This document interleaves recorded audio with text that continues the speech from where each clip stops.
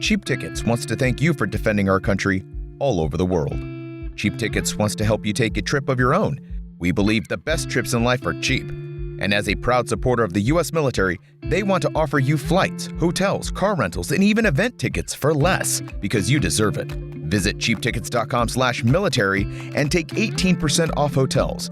Offer is valid for active duty service members, veterans, military reserves, and the National Guard. Cheap Tickets thanks you for your service. cheaptickets.com/military. Now more than ever, you need reliable news you can count on. Since 1861, Stars and Stripes has been committed to bringing you the news without the spin. We believe in the First Amendment, and we're damn proud to have been there alongside you wherever you were deployed, keeping you connected. Today, we're only a click away. Go to stripes.com, use promo code podcast, and get 50% off your subscription. 50% off. There are some folks out there that think Stars and Stripes is a little old-fashioned. Well, folks, maybe right now, we need a little old-fashioned. Go to stripes.com and get reconnected with a legacy of news without the spin. Stripes.com. It was 2002, and I was a private doing staff duty at the 41st Field Artillery Brigade building in Babenhausen, Germany. I was on duty with an NCO, we'll call him Sergeant P. We were on the second or third floor of the building, but the floor above us was the command group, which included offices and a conference room that sat directly above where the staff duty desk was.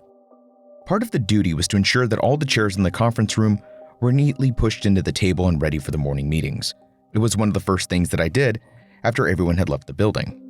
An hour or two after I had done my command group cleanup, Sergeant P went on his rounds. When he returned, he was upset that I hadn't organized the chairs in the upstairs conference room. I explained that I had, but perhaps some folks had come back to have a meeting and didn't stop in with staff duty. I went back upstairs, and sure enough, the chairs are strewn about. I put the chairs back in order, locked the door, and went back downstairs. An hour or so later, I go on my own rounds, and when I go upstairs, through the door's window, I see the chairs are scattered all over the conference room again. I check the door and it's locked. Now I'm a little freaked out, but I go in and fix the chairs again. I go back downstairs and tell Sergeant P what had happened. He laughs it off and tells me that I probably did such a bad job before that it just looked like they were strewn about. As we're talking, we both stop and look up because we begin to hear the sound of chairs rolling across the floor upstairs. And then a sudden bang of what sounded like the chairs slamming into the wall. We both run upstairs and find all the chairs have been pushed or thrown into the wall on the far side of the conference room. Since then, I've met other soldiers of the 41st FA with their own ghost stories from that building. And in this episode, you'll hear from others who've worn the uniform and came out with their own stories of the paranormal. This is a very haunted Military Matters. I'm Rod Rodriguez. We begin the show with a tale of a specter in a specter, then terror in Tonga.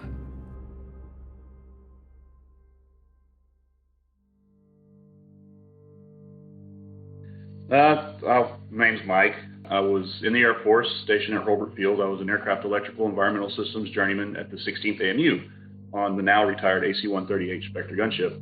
Those bastards had a long run from 1969 is when mine rolled off the assembly line in Marietta, Georgia, till 2015. So they've literally been in every conflict since Vietnam. You could look around on the inside of the aircraft and you could see where patches have been made just to patch up bullet holes and shit. And a lot of them took a lot of flack, literally. AAA over the Ho Chi Minh Trail, and a couple guys died. Some of them got shot down. A lot of guys, they didn't make it out of that one except for a loadmaster. He decided to toss his ass out the back. Working mid-shift, aircraft launch on swing shift. They go fly around the Eglin Range and they shoot rocks. So we catch them on mids. Aircraft lands, we go to debrief. They're like, hey, you got an O2 regulator. Right scanner position, not working, or getting barber poles, just acting up. I'm like, all right, cool. So that was the only one that was broke. So it was me and another guy, and we ended up going out there. When you work on liquid oxygen systems, you can't have any power. So we disconnected the batteries, tagged them, X'd the shit, no power on the aircraft, and it's only us two on there. So I'm showing him how to remove this O2 regulator, no big deal. He's holding the flashlight, and you hear like footsteps, like walking on the decking by the guns. And I thought it was my buddy Buck. I'm like, "What's up, Buck?" Nothing. Nobody, no reply, nothing. We're like, what the fuck? Like, I get up and look and shine the flashlight around there's an ammo rack, a forward ammo rack up there. I'll shine my flashlight, the old 2-cell mag lights, you know, shine it around, there's nobody there. I'm like, this is fucking weird. We get done, sign it off, go back out there with the 7 level, who could sign the X off so we could put power on the aircraft and do some checks. Same shit. But we're at the ramp, and we hear footsteps at the flight deck. Yeah. So we're like, okay, sign this shit off real quick. Bye. We'll let day shift finish this one. But some people talked about hearing, like, you know, gunners' voices, you know, saying gun ready and all this other stuff, and I'm like, you guys are full of shit. There's no fucking way. And they're like, no, man, that's freaking, do not go. I think it was 6-8. Yeah, 656 or 69 Alpha 6568. Like, do not be by yourself on 6-8 in the middle of the night because it will freak you out.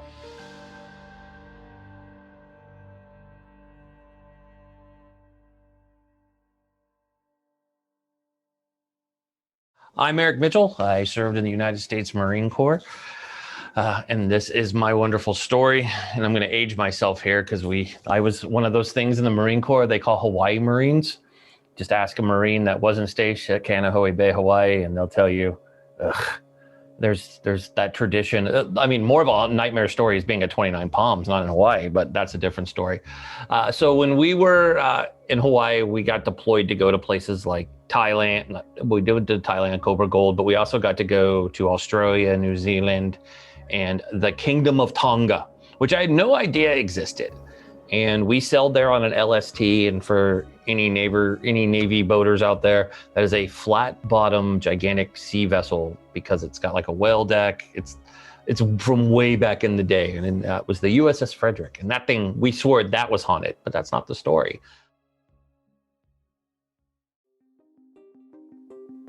We went to Tonga, which is a kingdom of over 80 islands. And like things started off normal. We crossed the equator. We did our trusty shellback thing, and we had our Amtraks with us. So we did like 2 nights of ops. And then the third night, which was right before we were going to have a long weekend, we were going to do a 2-day exercise where we invaded an island. Of course, I was an 0311 in the Corps, so infantry. And we loaded up in our Amtraks and we took off to go invade this island. And we were going to actually our team was assigned to be aggressors. So we had those old desert camis on, and we were going to go hide in the jungle on this island that we'd never been to. And it starts off bad because we get in the tracks and we would go to the wrong island first. So we literally pull up on the beachhead, sprint out like good Marines, yelling like I don't know if the Army folk do this, but Marines, we scream everywhere we go. I don't know why. Apparently bullets are afraid of screaming.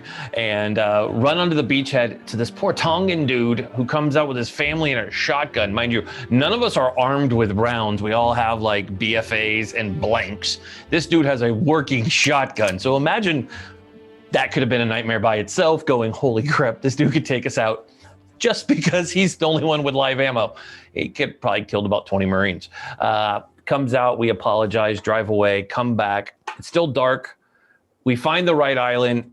We get there and we sync up with our Tongan like counterparts who are like gonna attach with us and take us all these trails. So we go all hiking all around, and it's beautiful. It's in the middle of the Pacific. Just these islands just like plop up, and the tracks go back, and we know they're coming back that night. So the 11s come, we attack the infantry throughout the day, and then they leave and go back to the ship because there was like some rule about how many people could be here. And they said, you guys just stay here. And like, there was a couple people going to insert throughout the night on the other part of the island. So they had us kind of like bivouac right by the water. So we go, and the Tongans were laughing that night because they pulled up these 2 tracks, and we had hot chow in there. We were living the good life as O3s, which was rare in a Corps to have hot chow, but we had it. And we all kind of laid down and we're like, man, this area is perfect. It was dreamy grass. If you're a grunt, you know what I'm talking about. Like when you sit down, it was the best. You were like, I could sleep here. You just threw out, your whoopee. You threw out your whoopee. You laid down on it. You didn't need very much. The weather was perfect. And we were wondering why the Tongans didn't sleep with us. Like we thought that was weird that they weren't kind of around us. And they were making faces, but we didn't have a translator. And the English, we knew that they liked soda and like basketball. I mean, that's what we gave them, and gummy bears. And we went to sleep.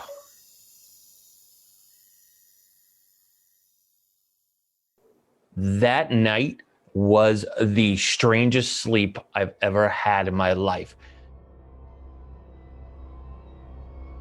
The dreams that became like reality, like people screaming in the middle of the night for no reason, and it was nobody.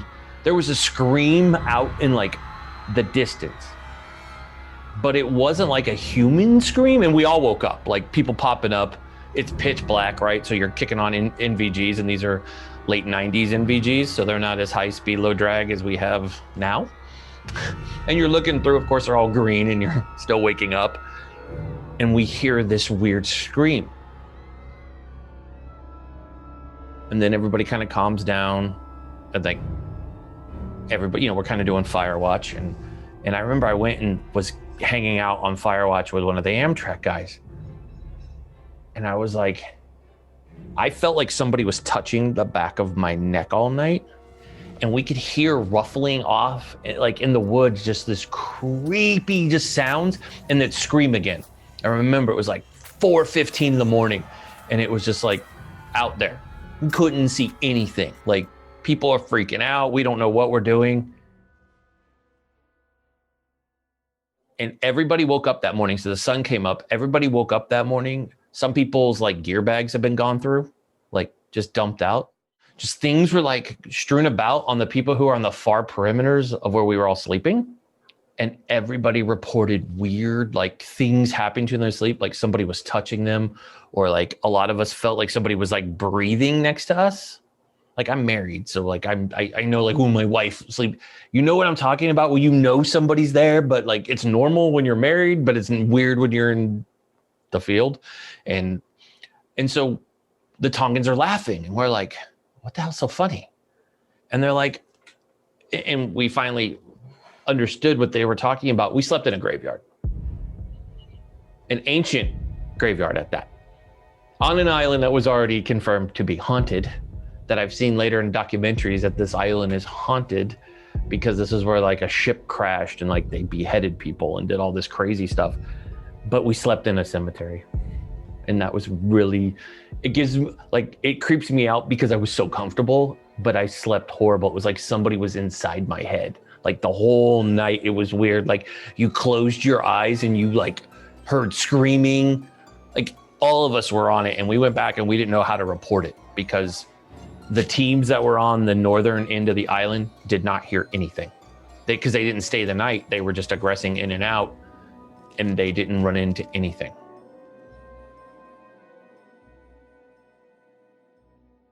Where you can find me is at Eric L. Mitchell on all social. And you can tune in weeknights at 7 p.m. Eastern, 4 p.m. Pacific on To The Point with Eric Mitchell, where we interview the who's who in the world. We talk about pop culture, sports, and politics. So we'd love to have you stop by. You can check us out on C-Suite TV and YouTube at To The Point with Eric Mitchell. After the break, a Confederate apparition. And then they can follow you. Cheap Tickets wants to thank you for defending our country all over the world. Cheap Tickets wants to help you take a trip of your own. We believe the best trips in life are cheap. And as a proud supporter of the U.S. military, they want to offer you flights, hotels, car rentals, and even event tickets for less because you deserve it. Visit cheaptickets.com/military and take 18% off hotels. Offer is valid for active duty service members, veterans, military reserves, and the National Guard. Cheap Tickets thanks you for your service.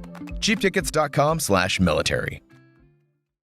My name is Dean Bundschu, and former Army officer, infantry type. Served back from 96 to 2006, so including OIF back in old OIF 1, right? Operation Iraqi Freedom back in the day, which shows how old I'm getting now, man, right? Yeah, I don't even know whether or not I believe this really happened half the time. You know what I mean? Like sometimes in the back of my mind, I still like, did that shit like really happen? Because even at the time, it happened to me twice, and you still are like, is my mind playing tricks on me? You know what I mean? But I was at Fort Lee, and a huge Civil War battlefield, so all kinds of spirits roaming that area, if you believe in that. And I was staying in the bachelor officer quarters, which were older, but I was in the bed one night, no idea what time it is, sometime after midnight, I suppose. And the way my room was angled, you could actually see like out into the living room, because they were small. So there was like, I could lay in my bed, see through the door, and I could see the front door of the BLQ. And for whatever reason, I kind of heard a noise, and I, like a lot of Army people, you could sense when something's amiss, like have that security sense. So like I had that security sense, like something was amiss, and I was laying there in my bed, and I opened my eyes, and it was a full moon. So it was very easy to see in the living room, and I could see a tall, dark figure standing in the doorway. And so I'm like thinking to myself, all right, let's lay still, see what happens, see if he walks out, see if he comes toward the room. And he started coming to the room, and dude, it was like heavy steps. So literally he keeps on coming right toward me, comes into the doorway, and my heart's racing. And he gets right next to the bed, and bam, I kick, and literally kicked through nothing and tumbled out of the bed and fell onto the floor. Bam, jumped up ready to fight this guy. I was wondering what the hell just happened, and like it was gone. And so then I'm like, holy Jesus, was that a dream? Was I seeing things? Is that like one of those realistic dreams? Am I crazy? I'm all wound up, but I'm like, turn on the lights, look around a little bit more, and I'm just like, all right, had to be a dream. I'm gonna go back to bed. Hope to God that I don't have any more nightmares like that, and hopefully that'd be the end of it. Well, no shit, man. A couple days later, same thing. I hear a noise. I look, and there it is in the doorway again. Exactly the same. And this time I'm like looking, and I could tell now that this dude has like a Civil War outfit on, like the old or Confederate officer hats. And I'm just like, I sit up in the bed, and I hit the light, and I go away. And it just runs right at me and right through me and right out the back wall. I totally freaked out. I like literally wake up. I started packing all my crap instantly. And then the next morning, when I have everything packed, I knock on my buddy's door. I'm like, dude, are you experiencing anything crazy around here? He's like, man, I thought I was crazy too. I was like, what'd you see? And he told me the same thing that I saw. And I'm like, dude, I'm moving out today. And I had a girlfriend I was dating in Richmond. I called her up. I'm like, baby, you may not believe me, but here's what happened to me 2 times in a row. And I need to move in with you until I find a place. So that's my crazy story, man.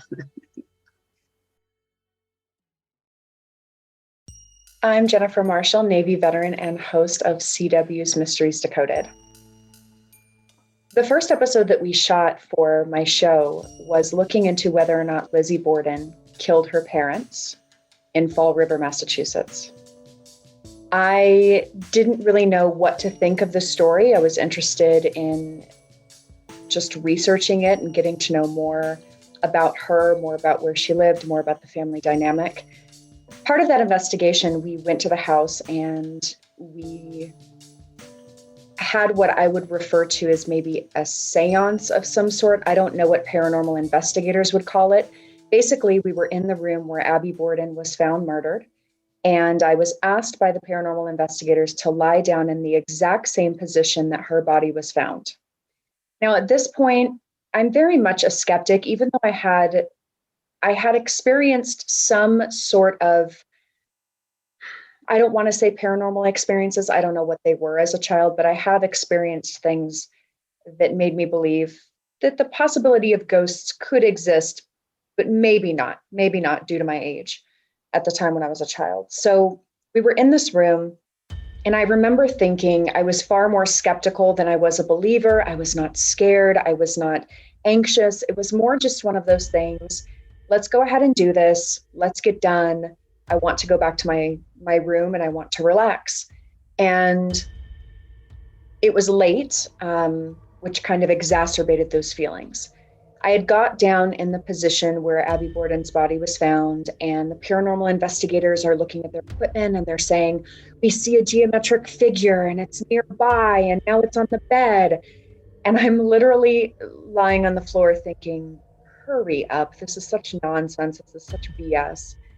And I'm there on the ground and they say excitedly, oh, someone's, whatever the creature is, if it's Abby Borden or another entity, we don't know, but it looks like they're reaching down to touch you. And I'm rolling my eyes, and all of a sudden I feel a prick of static electricity in my ribs. And at that point I stood up, I yelled an expletive, and I said, I don't know what we're doing here. We are done. We are absolutely done. And they said, no, we have to film more. And I said, what was that? What is that? Is that some sort of joke?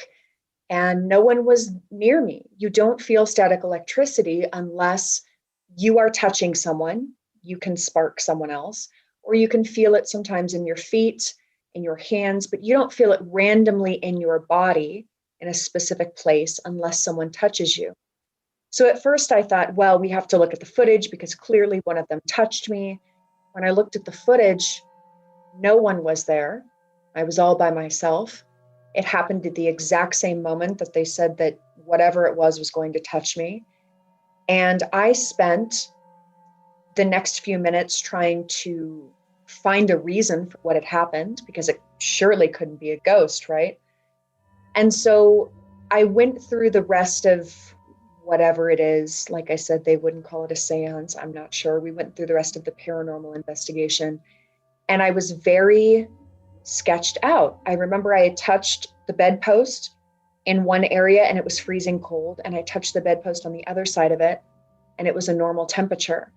And I also, towards the end of the seance, or whatever it is, we'll refer to it as that, I was standing there and I felt the oddest emotion. I felt this rush of happiness and protection with a mist of affection. And it was very weird because that's not something that you experience when you're in some sort of paranormal situation. It's either fear or total skepticism. And I remember the paranormal looked over at me and she said, "Do you see her?" And I said, "Do I what?" And she said, "Do you see her?" I said, "See who?" And I think she's referring to Abby Borden, Lizzie's stepmother. She said, "There's a small child next to you. She's trying to hold your hand. Now she's trying to sit on your lap." So throughout that house, throughout the next few days, I felt whatever that child entity was, I felt her come back on several occasions. I never told anyone at the time that I felt her. But the reason I'm a believer in this particular paranormal is because every single time I would feel that rush of happiness, that wave, that mist of affection come back, within 60 seconds, the paranormal would say to me, "Do you feel her? She's back." And I didn't know how to explain that, and I still don't know how to explain that. And I asked the paranormal, "Why me? What's happening here?" And she said, "She's very drawn to your mama bear energy. She feels protected." And I can tell you, for the next few months after that, I felt that child entity with me, even after we left the Lizzie Borden house. Thankfully, the last time I felt her, we were outside of the gates in Area 51, and I felt her sitting on my lap. I thought, this is crazy. This is, what's happening that I'm feeling this? And I never felt her again.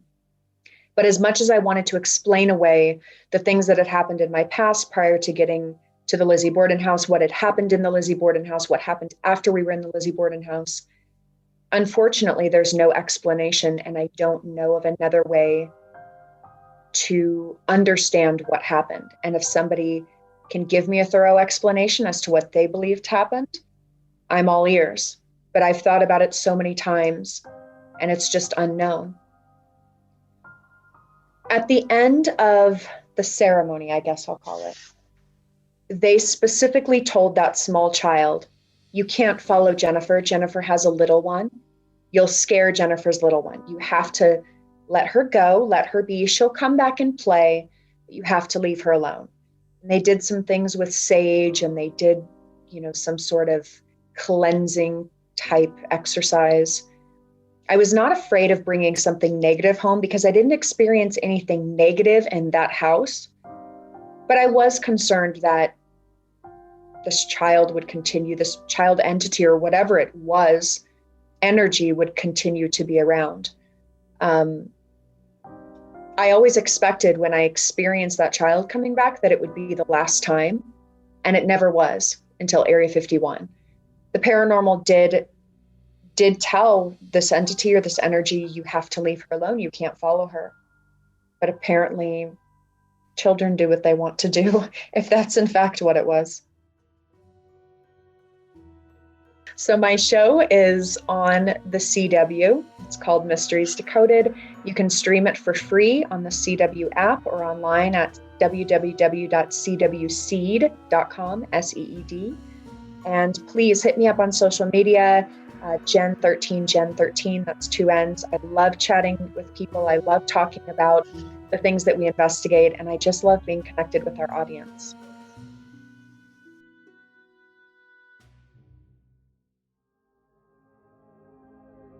From all of us at Stars and Stripes, have a safe and spooky Halloween. And don't forget to leave us a review if you like what you're hearing. Those reviews really help us get this show out there.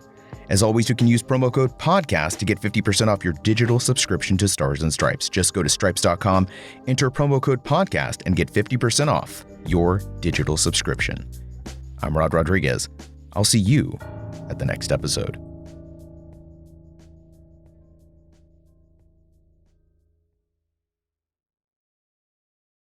Cheap Tickets wants to thank you for defending our country all over the world. Cheap Tickets wants to help you take a trip of your own. We believe the best trips in life are cheap. And as a proud supporter of the U.S. military, they want to offer you flights, hotels, car rentals, and even event tickets for less because you deserve it. Visit cheaptickets.com/military and take 18% off hotels. Offer is valid for active duty service members, veterans, military reserves, and the National Guard. Cheap Tickets thanks you for your service. cheaptickets.com/military.